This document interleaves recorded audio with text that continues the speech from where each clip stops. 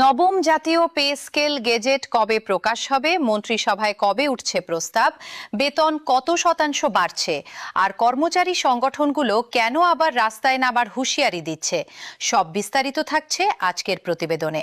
তাহলে আর দেরি না করে চলে যাচ্ছি আজকের প্রধান খবরে। দর্শক, নবম জাতীয় পে স্কেলের গেজেট প্রকাশ প্রক্রিয়া এখন একেবারে চূড়ান্ত পর্যায়ে পৌঁছেছে। অর্থ বিভাগ সংশ্লিষ্ট একাধিক সূত্র বলছে, আগামী সেপ্টেম্বর মাসের দ্বিতীয় সপ্তাহের মধ্যে গেজেট জারি করার লক্ষ্য নিয়ে কাজ করছে সরকার। এর আগে চলতি মাসের শেষ দিকে অথবা আগামী সেপ্টেম্বরের শুরুতেই পে স্কেলের প্রস্তাব মন্ত্রিসভার বৈঠকে তোলার প্রস্তুতি চলছে। অর্থ ও পরিকল্পনা মন্ত্রণালয় সংশ্লিষ্ট একজন দায়িত্বশীল কর্মকর্তা জানিয়েছেন, সচিব কমিটির প্রস্তাবিত সুপারিশের ওপর ভিত্তি করে চূড়ান্ত সিদ্ধান্ত নেওয়া হবে মন্ত্রিসভায়। মন্ত্রিসভায় অনুমোদনের পরই প্রস্তাবটি যাবে আইন মন্ত্রণালয়ে ভেটিংয়ের জন্য। আইনি প্রক্রিয়া শেষে প্রধান উপদেষ্টার সারসংক্ষেপ অনুমোদন পেলেই আসবে গেজেট। অর্থ ও পরিকল্পনা মন্ত্রী আমির খসরু মাহমুদ চৌধুরী সম্প্রতি সাংবাদিকদের জানিয়েছেন, সংশ্লিষ্ট কমিটির কাজ শেষ হলেই পে স্কেলের প্রস্তাব মন্ত্রিসভায় তোলা হবে। তিনি আরও বলেন, চলতি বছরের মধ্যেই এই প্রক্রিয়া সম্পন্ন করতে সরকার বদ্ধপরিকর। অন্যদিকে প্রধানমন্ত্রীর মুখ্য সচিব ABM আব্দুস সাত্তার সংশ্লিষ্ট একটি বৈঠকে ইঙ্গিত দিয়েছেন যে, পরিকল্পনা অনুযায়ী সবকিছু এগোলে সেপ্টেম্বরের মাঝামাঝি সময়ের মধ্যেই নতুন বেতন কাঠামোর প্রজ্ঞাপন জারি হতে পারে। এই বক্তব্যের পর সরকারি কর্মকর্তা কর্মচারীদের মধ্যে নতুন করে আশার সঞ্চার হয়েছে, কারণ দীর্ঘদিন ধরে অপেক্ষার প্রহর গুনছেন তারা। চলুন এবার একটু বিস্তারিত জেনে নেওয়া যাক সচিব কমিটির অগ্রগতি নিয়ে। জানা গেছে, পে স্কেল সংক্রান্ত সুপারিশ পর্যালোচনায় গঠিত সচিব কমিটির আরও 2 থেকে 3টি বৈঠক হতে পারে আগামী কয়েকদিনের মধ্যে। এসব বৈঠকে মূলত প্রযুক্তিগত ও আইনি খুঁটিনাটি বিষয় চূড়ান্ত করা হবে। বিশেষভাবে গুরুত্ব পাচ্ছে বেতন বৃদ্ধির সুনির্দিষ্ট হার, বিভিন্ন গ্রেডের মধ্যে ভাতা ও অন্যান্য সুযোগ সুবিধার সমন্বয়, বিচার বিভাগীয় কর্মকর্তাদের বেতন কাঠামোর সঙ্গে সামঞ্জস্য রক্ষা এবং সবচেয়ে গুরুত্বপূর্ণ বিষয় হল সরকারের সামগ্রিক আর্থিক সক্ষমতা। দীর্ঘদিন ধরে সরকারি কর্মচারীরা একই বেতন কাঠামোর আওতায় রয়েছেন, অথচ এই সময়ে মূল্যস্ফীতির কারণে জীবনযাত্রার ব্যয় উল্লেখযোগ্যভাবে বেড়ে গেছে। এই বাস্তবতা মাথায় রেখেই নতুন কাঠামো চূড়ান্ত করা হচ্ছে বলে জানিয়েছেন সংশ্লিষ্ট কর্মকর্তারা। আরেকটি গুরুত্বপূর্ণ তথ্য হল, পরিকল্পনা কমিশনের একজন সংশ্লিষ্ট ব্যক্তি সম্প্রতি জানিয়েছেন, নতুন পে স্কেল বাস্তবায়নে প্রয়োজন হলে সরকার ঋণ নেওয়ার পথেও হাঁটতে পারে। অর্থাৎ বাজেটে আলাদাভাবে বেতন ভাতা খাতে বড় কোনো বরাদ্দ না থাকলেও প্রয়োজনে অতিরিক্ত অর্থায়নের মাধ্যমে এই কাঠামো বাস্তবায়ন করা হবে বলে আভাস পাওয়া যাচ্ছে। এটি স্পষ্ট করে দেয়, সরকার যে কোনো মূল্যে চলতি বছরের মধ্যে এই বেতন কাঠামো কার্যকর করতে দৃঢ় প্রতিজ্ঞ।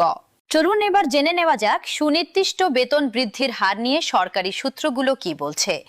সরকারি একাধিক সূত্র জানাচ্ছে, জাতীয় বেতন কমিশনের সুপারিশ অনুযায়ী বিভিন্ন গ্রেডে মূল বেতন 100 থেকে 140% পর্যন্ত বাড়তে পারে। বিশেষ করে নিম্ন গ্রেডের কর্মচারীদের ক্ষেত্রে এই বৃদ্ধির হার তুলনামূলক বেশি রাখার সুপারিশ করা হয়েছে, যাতে বৈষম্য কিছুটা হলেও কমিয়ে আনা যায়।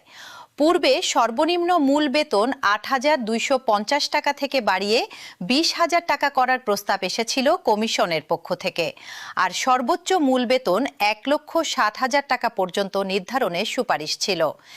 এই প্রস্তাবিত কাঠামোর সঙ্গে সামঞ্জস্য রেখেই এখন চূড়ান্ত সিদ্ধান্ত নেওয়া হচ্ছে সচিব কমিটির বৈঠকে। তবে এখানেই একটি নতুন উদ্বেগের তথ্য উঠে এসেছে। বাংলাদেশ সরকারি কর্মকর্তা কর্মচারী কল্যাণ সমিতি সম্প্রতি এক বিবৃতিতে আশঙ্কা প্রকাশ করেছে, নবম জাতীয় পে স্কেলে সর্বনিম্ন মূল বেতনে কাটছাঁট হতে পারে। সংগঠনের সভাপতি আব্দুল মালেক ও মহাসচিব আশিকুল ইসলাম স্বাক্ষরিত এক বিবৃতিতে বলা হয়েছে, বাজার মূল্যের সঙ্গে সামঞ্জস্য রেখে দ্রুত বেতন কাঠামো চূড়ান্ত করে গেজেট প্রকাশের আহ্বান জানানো হয়েছে। তাদের দাবি, প্রস্তাবিত সর্বনিম্ন বেতন কোনোভাবেই কমানো যাবে না, বরং বর্তমান বাজার দর বিবেচনায় তা আরও বাড়ানো প্রয়োজন। এই বিবৃতির পর সরকারি মহলে নতুন করে আলোচনা শুরু হয়েছে। এবার আসি ডিজিটাল প্ল্যাটফর্মের প্রসঙ্গে। নতুন পে স্কেল বাস্তবায়নের জটিল হিসাব নিকাশ সহজ ও দ্রুত সম্পন্ন করতে সরকার নির্ভর করছে আইবাস প্লাস প্লাস প্ল্যাটফর্মের ওপর। তবে এই ডিজিটাল পেরোল সিস্টেমে একাধিক প্রযুক্তিগত চ্যালেঞ্জ রয়ে গেছে বলে সংশ্লিষ্ট সূত্র জানিয়েছে। বিশেষ করে নতুন গ্রেড কাঠামো, সংশোধিত ভাতার হার এবং বিভিন্ন মন্ত্রণালয়ের হাজার হাজার কর্মচারীর তথ্য একসঙ্গে আপডেট করা একটি বড় প্রযুক্তিগত কাজ। এই কারণেই আইনি ভেটিংয়ের পাশাপাশি প্রযুক্তিগত প্রস্তুতির বিষয়টিও সমান গুরুত্বের সঙ্গে বিবেচনা করা হচ্ছে বলে জানা গেছে। লক্ষ্য একটাই, গেজেট জারি হওয়ার সঙ্গে সঙ্গেই যেন বেতন বিতরণ প্রক্রিয়ায় কোনো বিভ্রাট না হয়। এখন কথা বলবো কর্মচারী সংগঠনগুলোর অবস্থান নিয়ে। দীর্ঘদিন ধরে বিভিন্ন কর্মচারী সংগঠন নবম পে স্কেল দ্রুত বাস্তবায়নের দাবিতে বিভিন্ন কর্মসূচি পালন করে আসছে। কিছু সংগঠন দাবি জানিয়েছে ধাপে ধাপে নয়, বরং একবারেই সম্পূর্ণ নতুন পে স্কেল বাস্তবায়ন করতে হবে। তাদের যুক্তি হলো, বর্তমান আর্থিক পরিস্থিতিতে ধাপে ধাপে বাস্তবায়ন করা হলে প্রকৃত সুফল অনেক পরে গিয়ে পাওয়া যাবে, যেখানে জীবনযাত্রার ব্যয় প্রতিনিয়ত বাড়ছে। জাতীয় প্রেস ক্লাবে আয়োজিত এক সংবাদ সম্মেলনে কর্মচারী ফেডারেশনের নেতৃবৃন্দ এক ধাপে বাস্তবায়নের দাবিতে সরকারকে আলটিমেটাম দিয়েছিলেন। যদিও সরকারের পক্ষ থেকে ইঙ্গিত দেওয়া হয়েছে যে আর্থিক সক্ষমতার বিষয়টি বিবেচনায় নিয়ে 2 ধাপে বাস্তবায়নের সম্ভাবনাই বেশি। এখন সবচেয়ে বড় স্বস্তির খবর হলো আরিয়ার্স নিয়ে। সরকারের সিদ্ধান্ত অনুযায়ী নতুন পে স্কেল কার্যকর হবে চলতি বছরের 1 জুলাই থেকে। অর্থাৎ গেজেট সেপ্টেম্বরে প্রকাশিত হলেও সরকারি কর্মচারীরা জুলাই মাস থেকে হিসাব করে বকেয়া বা আরিয়ার্স পাবেন। এর অর্থ হলো গেজেট জারির পর একসঙ্গে কয়েক মাসের বকেয়া বেতনের একটি বড় অংশ কর্মচারীদের হাতে আসবে। এই তথ্য কর্মচারীদের মধ্যে স্বস্তি ফিরিয়ে আনলেও অনেকেই বলছেন প্রকৃত হিসাব ও পরিমাণ গেজেট প্রকাশ হওয়ার পরই স্পষ্ট হবে। এদিকে সরকারি কর্মকর্তা কর্মচারী কল্যাণ সমিতির পক্ষ থেকে আরও একটি নতুন দাবি এসেছে। প্রস্তাবিত সর্বনিম্ন বেতন 20,000 টাকা নির্ধারণের সুপারিশ থাকলেও সংগঠনটি চাইছে এই অঙ্ক আরও বাড়ানো হোক, যাতে নিম্ন গ্রেডের কর্মচারীদের প্রকৃত জীবনযাত্রার ব্যয় মেটানো সম্ভব হয়। একই সঙ্গে বাড়ি ভাড়া ভাতা, চিকিৎসা ভাতা এবং যাতায়াত ভাতার ক্ষেত্রেও যৌক্তিক সমন্বয়ের দাবি জানানো হয়েছে। কর্মচারী সংগঠনগুলো স্পষ্ট জানিয়ে দিয়েছে, দৃশ্যমান অগ্রগতি দ্রুত না দেখা গেলে তারা আরও কঠোর কর্মসূচির দিকে যেতে বাধ্য হবে। আরেকটি গুরুত্বপূর্ণ বিষয় হলো পেনশন সংক্রান্ত সংস্কার।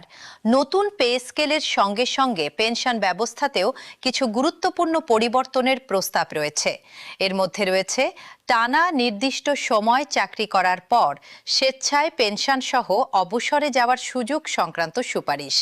পাশাপাশি কর্মস্থলে উপস্থিতি নিশ্চিত করা, নাগরিক সেবার মান বাড়ানো এবং জবাবদিহিতা নিশ্চিত করতে সরকারের পক্ষ থেকে কঠোর নির্দেশিকা জারির প্রস্তুতি চলছে বলেও জানা গেছে। অর্থাৎ শুধু বেতন বৃদ্ধি নয়, পুরো প্রশাসনিক কাঠামোতে জবাবদিহিতা বাড়ানোর একটি প্রচেষ্টাও জড়িয়ে আছে এই নতুন পে স্কেলের সঙ্গে। এখন সংক্ষেপে পুরো বিষয়টি একসঙ্গে গুছিয়ে নেওয়া যাক। প্রথমত, সচিব কমিটির আরও 2 থেকে 3টি বৈঠক বাকি রয়েছে, যেখানে প্রযুক্তিগত ও আইনি বিষয় চূড়ান্ত হবে।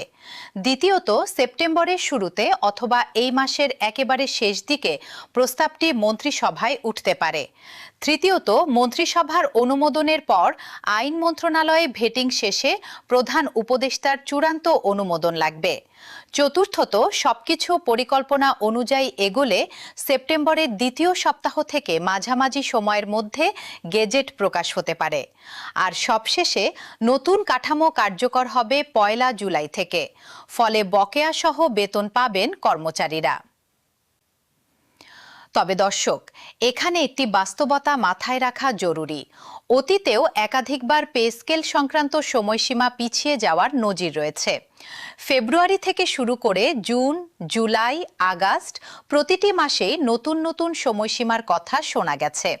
তাই সরকারি ঘোষণা যত ইতিবাচকই হোক না কেন, প্রকৃত গেজেট প্রকাশ না হওয়া পর্যন্ত কর্মচারীদের মধ্যে সতর্ক আশাবাদ কাজ করছে।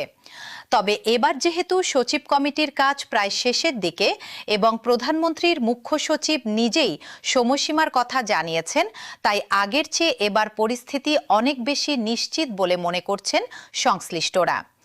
সবশেষে বলে রাখি, কর্মচারী সংগঠনগুলোর দাবি ও সরকারের প্রস্তুতি দুটোই এখন একসঙ্গে চলছে। একদিকে সরকার দ্রুত গেজেট প্রকাশের জন্য কাজ করছে, অন্যদিকে কর্মচারী সংগঠনগুলো আরও ভালো শর্তের জন্য চাপ প্রয়োগ অব্যাহত রেখেছে।